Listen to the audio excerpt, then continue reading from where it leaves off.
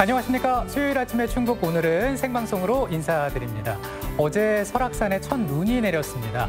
아니 벌써 눈이 내렸어 이렇게 생각하실 수 있는데 맞습니다. 지난해보다 3일 정도 눈이 빨리 내린 거라고 하더라고요. 그래서 그런 걸까요? 저는 오늘 아침 유독 좀 쌀쌀하게 느껴집니다. 네, 맞습니다. 날씨가 이제 점점 더 기온이 떨어지고 있는데요. 네. 어제보다 실제 또 아침이 좀 쌀쌀하기도 하고요. 낮과 밤의 기온 차이 10도 이상 벌어지고 있는 전형적인 환절기 날씨인데요. 감기 걸리지 않도록 아직 출근 전이라면 도톰한 외투 하나쯤 꼭 챙겨보시길 바랍니다. 네, 그리고 어제부터 무료 독감 예방접종이 시작됐다는 거 알고 계시죠? 만 12세 이하 어린이, 그리고 75세 이상 어르신, 그리고 임산부를 대상으로 한다고 하니까 맞으셔서 꼭 예방하시기 바랍니다. 네, 수요일 첫 코너는요. 투데이 브리핑으로 시작하겠습니다. 한 주 동안의 이슈 살펴보겠는데요. 네. CJB 보도국의 진기훈 기자와 함께하겠습니다. 안녕하세요. 네, 안녕하세요. 네. 자, 오늘 첫 번째 소식은 어떤 내용입니까? 네, 오늘 첫 번째로 준비한 소식은 지난주에 이어서 화성 연쇄살인 사건과 좀 관련된 소식입니다. 지난주 이 시간에 청주의 미제 살인 사건 중 2건을 이춘재가 자신의 범행으로 자백했다, 이런 내용 전해드렸었는데, 그런데 그 사이에 이춘재가 화성 연쇄살인 사건의 피해자로 정식 입건이 됐고요. 또 바로 어제 경찰이 공식적으로 청주에 있었던 2건의 미제 살인 사건은 이춘재의 범행이었다, 이렇게 공식 발표를 했습니다. 이 두 사건을 간단히 좀 짚고 넘어가면 우선 지난 1991년 1월 청주시 복대동에서 17살 박모양이 숨진 채 발견된 사건과 또 그로부터 2달 뒤인 91년 3월에 남주동에서 27살 김모 씨, 가정주부인 김모 씨가 숨졌던 사건, 이렇게 2건입니다. 오늘은 이 미제 사건 이야기에서 좀 넘어와서 화성 연쇄살인 사건 10건의 사건 중에서 유일하게 당시에 범인이 검거됐던 8차 사건을 둘러싸고 최근 일고 있는 진범 논란 관련 소식을 준비했습니다. 네, 이 8차 사건의 경우에는 모방 범죄로 판단이 되었었고요. 이때 진범을 잡았다라는 보도가 나오기도 했었는데 지금에 와서는 이제 피의자로 입건된 화성 연쇄 살인 사건의 피의자 이춘재의 자백에 의해서 이것은 내가 한 범죄이다, 이러면서 이제 논란이 되는 거잖아요. 네, 그렇죠. 일단은 우선 이 8차 사건에 대한 이야기를 좀 해드리면, 이 사건은 지난 1988년 화성 태안읍에서 발생했던 사건입니다. 13살 박모양이 자신의 집에서 성폭행 당한 뒤 숨진 채 발견된 사건인데요. 경찰은 화성 연쇄살인 사건의 모방 범죄라고 결론을 지었었고, 당시 22살이던 윤모 씨를 범인으로 검거했습니다. 그렇게 무기징역을 선고받고 20년의 옥살이를 한 윤 씨는 지난 2010년 청주교도소에서 출소했습니다. 그런데 화성 연쇄살인 사건의 이제는 피의자죠. 이춘재가 최근 8차 사건도 내가 한 범행이다, 이렇게 자백을 하면서 진범 논란이 시작된 겁니다. 네. 그래서 이제 당시에 범인으로 지목이 됐던 윤모 씨, 상당한 억울함을 이제 주장하고 있는 상황이잖아요. 네, 지금도 주장을 하고 있고 또 당시에서도 좀 주장을 했었던 걸로 알려지고 있습니다. 우선 당시 1심에서 윤 씨에게는 무기징역이 선고됐는데요. 윤 씨는 경찰의 강압적인 수사에 의한 허위 자백이었다, 나는 사람을 죽이지 않았다, 억울하다, 이렇게 주장하면서 항소를 했었습니다. 하지만 2심, 3심 재판부에서는 고문과 같은 윤 씨의 주장처럼 당시 강압 수사였다고 볼 만한 점이 없었다며 항소를 모두 기각했었는데요. 그래서 결국 무기징역이 확정이 된 겁니다. 이렇게 옥살이를 하게 된 윤 씨는 수감생활 내내 옥중에서 자신의 동료 수감자나 교도관 등 이 주변 사람들에게 나는 사람을 죽이지 않았다, 억울하다, 이렇게 줄곧 호소해왔다고 합니다. 당시 청주교도소의 교도관의 이야기 한번 들어보시죠. 너무 치여, 너무 억울하게 산다. 나는 그 행위를 하지 않았는데, 또 그렇게 얘기를 하죠. 그런 애들 별로 없죠. 네. 자, 이춘재의 자백 내용을 보면 당시 사건 장소라든가 또 상황 등에 대해서 상당히 정확하게 묘사를 하고 있다고요. 네, 그렇습니다. 이 이춘재는 최근 경찰 조사에서 8차 사건의 현장 그림까지 그려가면서 꽤 구체적으로 이 내용을 설명한 것으로 알려졌습니다. 우선 피해자 박양의 집과 자신의 집의 위치, 그리고 이동 동선이나 침입 경로 같은 것들을 그림으로 그려서 설명을 하기도 했고요. 또 박양의 방 크기와 내부 구조, 또 그리고 박양이 잠들어 있던 이부자리의 위치까지도 정확하게 표현을 해낸 걸로 알려졌습니다. 네, 이 당시의 정황을 아주 자세하게 설명한 것으로 보이는데 이렇게 되면 이제 이춘재가 진범일 가능성이 높은 상황이고요. 네. 그렇다면 20년 넘게 억울하게 옥살이를 한 윤모 씨, 지금의 현재 상황은 어떤 상태입니까? 네, 우선 이 이춘재의 자백이 과연 진짜냐 이걸 네. 수사하고 있는 경찰 역시 이춘재의 자백이 좀 진실일 가능성에 무게를 두고 있는 상황입니다. 이렇게 만약 이춘재가 8차 사건의 진범으로 확정이 된다면 방금 말씀하신 것처럼 윤 씨는 굉장히 억울하게 자신의 20년 인생을 잃어버리게 된 거잖아요. 실제 윤 씨는 취재진과 만나게 된 자리에서 8차 사건을 언급하는 것조차 상당히 불편해하는 기색을 또 숨기지 않았고요. 또 굉장한 경계심과 적대감을 드러내기도 했습니다. 그리고 앞서 말씀드린 것처럼 수감 생활 내내 억울함을 적극 표현을 하기도 했죠. 현재 윤 씨는 재심 전문 변호사인 박준영 변호사와 함께 재심을 준비하고 있는 그런 상황입니다. 네. 정말 결론이 이춘재가 진범으로 이렇게 나온다면 윤 씨의 잃어버린 20년은 어떻게 보상을 받아야 되는 것인지, 그리고 경찰 수사에 대해서도 다시 한번 짚어봐야 될 것 같은 네, 지금 이런 굉장히 굉장한 사건인데요. 어쨌든 이에 대한 후속 보도도 계속 이어지지 않을까 싶습니다. 자, 그러면 다음 이춘재 사건도 여기까지 마무리를 짓도록 하고요. 다음 준비한 소식은 어떤 소식입니까? 네, 다음 소식은 도시공원 일몰제와 관련해서 가장 논란이 뜨거운 곳이죠. 바로 구룡공원과 관련된 소식 준비했습니다. 네, 뭐 사실 구룡공원 개발과 관련돼서는 뭐 여러 가지 논란도 있었고 네. 보도도 계속 이어져 왔었는데, 근데 이번에는 토지주들이 단체 행동에 나섰군요.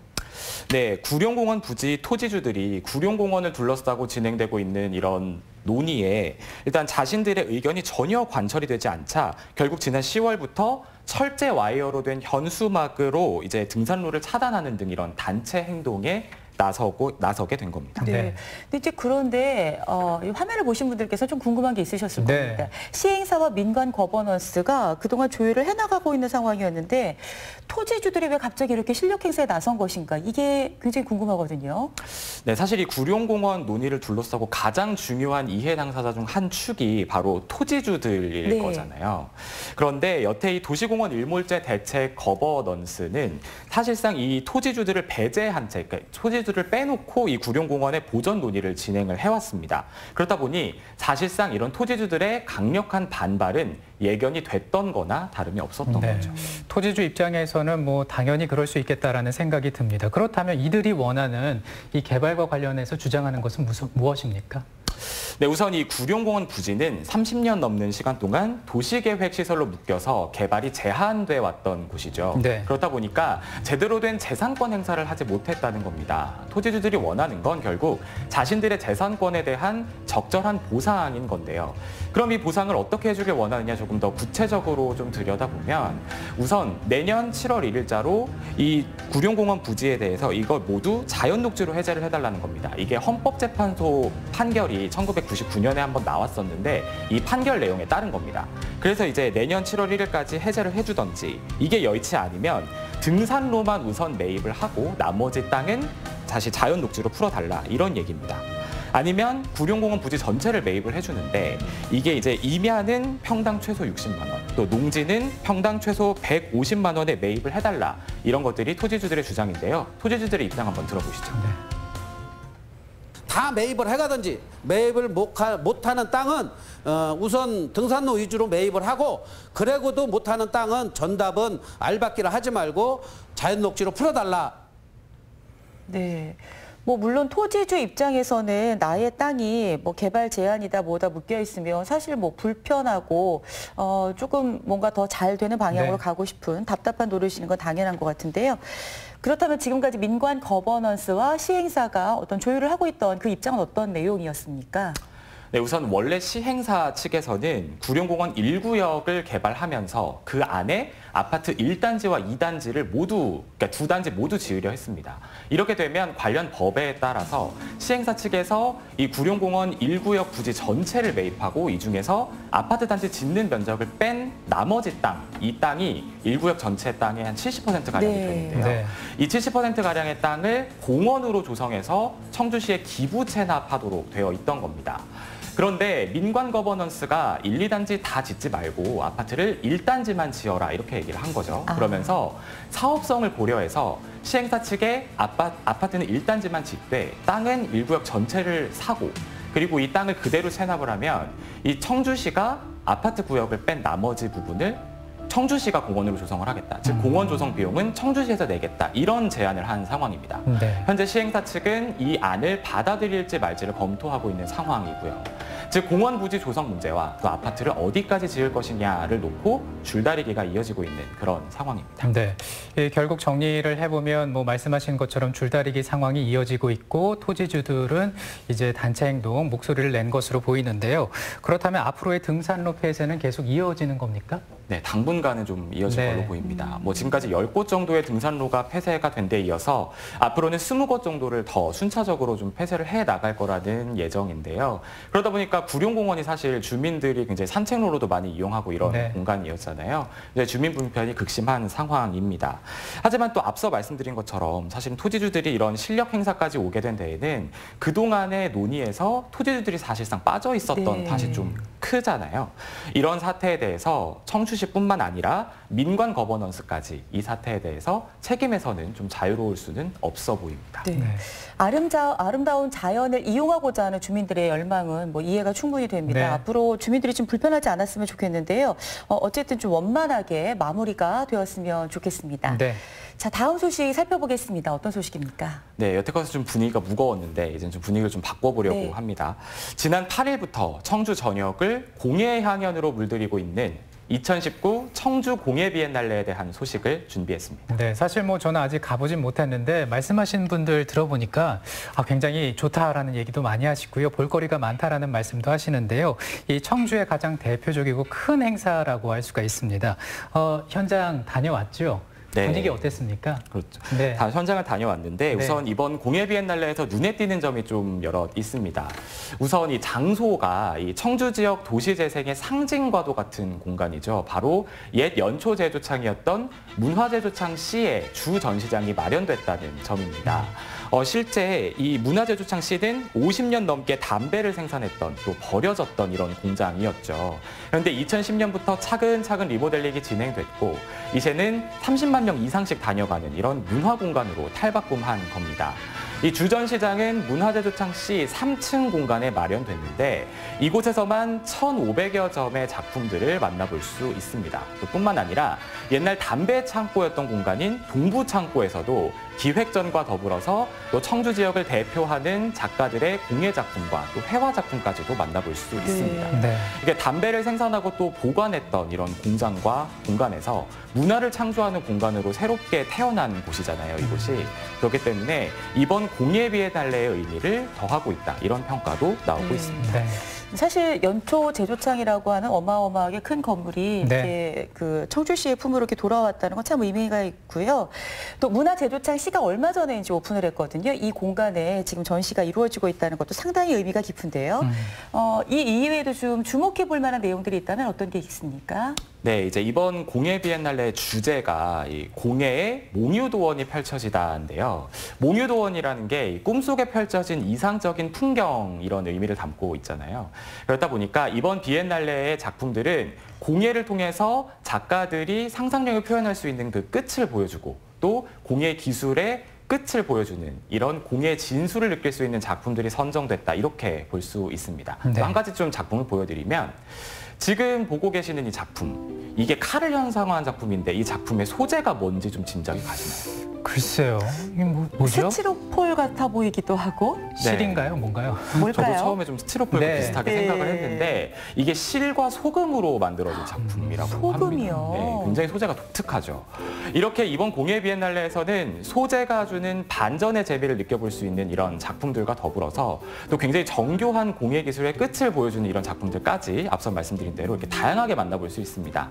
사실 지난 비엔날레에서는 현대 미디어 기술이 좀 접목된 공예의 미래를 보여주는 이런 의미가 좀 굉장히 강했다면 올해는 다시 공예의 본질로 돌아와서 이런 작가들의 창의성과 표현 기법들에 좀 집중해 볼 수 있는 이런 작품들을 만나볼 수 있습니다. 네. 예술감독 이야기 한번 들어보시죠. 안평대군의 또 안견이 그린 몽유대원을 차용을 했습니다. 마음을 비우고 산책길을 걷듯이 작품을 관람하면 좋겠습니다. 네, 사실 이 담배 공장이 문화 공간으로 다시 탈바꿈한 거 아니겠습니까? 그런 공간이 주는 특별한 의미가 있을 것 같고 또 작가들의 어떤 재미있는 상상력과 창의력도 볼 수 있기 때문에 무언가 무한한 재미가 있을 것 같네요. 네, 굉장히 네. 둘러보니까 재밌더라고요. 네. 네. 그리고 또 또 이제 이런 비엔날레는 지금까지 제가 설명을 드리고 보여드렸던 이런 문화재조창 C와 동부창고 이런 실내 공간들을 비롯해서 정북동 토성과 율량동 고가, 또 옛 청주 역사전시관과 청주 향교 등 총 7개 장소에서 펼쳐집니다. 5개의 기획전과 3개의 기획 특별전으로 구성이 되어 있습니다. 굉장히 볼거리가 풍성하고요. 또 전 세계 35개국에서 온 2천여 점의 작품을 청주 곳곳에서 만나볼 수 있습니다. 다음 달 17일까지 진행되니까요. 이 비엔날레 기간 동안 또 들러보시고 감상해보시는 것 꼭 추천드립니다. 네. 뭐 느긋하게 둘러보시면 좋겠습니다. 한 달 정도 남았네요. 그렇죠. 네. 무엇보다도요. 그 안 쓰던 건물들이 어떻게 리모델링 되는지, 어떻게 문화의 공간으로 재탄생했는지, 우리가 또 어떻게 가서 쉴 수 있는지 이런 것들도 보시고요. 국제적인 공예 작품들을 만나볼 수 있는 시간이니까 뭐 가족, 연인, 뭐 좋은 분들과 함께 다녀오시면 참 좋겠습니다. 네, 오늘 투데이 브리핑 CJB 보도국의 진기훈 기자와 함께했습니다. 고생 많으셨습니다. 네, 고맙습니다. 감사합니다.